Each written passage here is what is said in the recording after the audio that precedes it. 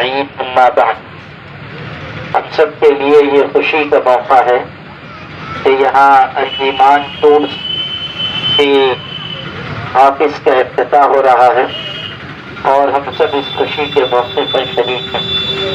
اللہ تعالیٰ اپنے کرم سے اس کو قبول فرمائے، اس کو خیر و برکت عطا فرمائے، اور اللہ تعالیٰ اپنی مہربانی سے ہم سب کو حرمین شریفین کی زیارت عطا فرمائے۔ میرے بھائیوں،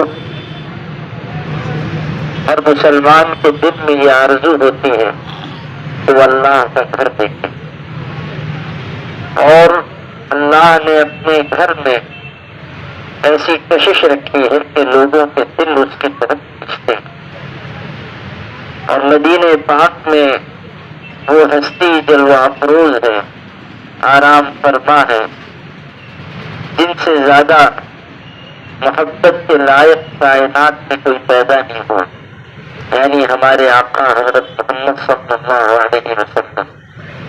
اللہ کے بعد اگر کسی کا مقام سب سے اونچا ہے تو وہ ہمارے آقا حضرت محمد صلی اللہ علیہ وسلم۔ مدینہ منورہ حضور صلی اللہ علیہ وسلم کا مسکن بھی رہا ہے، یعنی رہنے کی جگہ، اور وہ آپ کا مدفن بھی ہے، یعنی دفن ہونے کی جگہ، وہیں آپ آرام کر رہے ہیں۔ ہمارا یہ عقیدہ ہے، اہل سنت والجماعت کا یہ عقیدہ ہے کہ حضور صلی اللہ علیہ وسلم جہاں مدفون ہے اور آپ کا مبارک جسم جس مٹی کو لگا ہوا ہے، جس زمین کو لگا ہوا ہے، وہ حصہ کائنات میں سب سے زیادہ بابرکت ہے۔ انہیں کا نام لیا اور کہا کہ نہیں تم کو سمجھتی، تو ان کی کتاب پڑھ لیتے تو تم کو سمجھ آ جاتی اور سیدھا طواف کرتے۔ تو انہوں نے کہا اللہ کے بندے میں وہی ہوں، میں نے ہی کتاب لکھی ہے، لیکن کتاب لکھنا الگ چیز ہے، تجربہ الگ چیز ہے۔ یہ بات کتاب تو میں نے لکھی لیکن کبھی میں حاضر نہیں ہوا، تو اس کی وجہ سے غلطی ہو گئی۔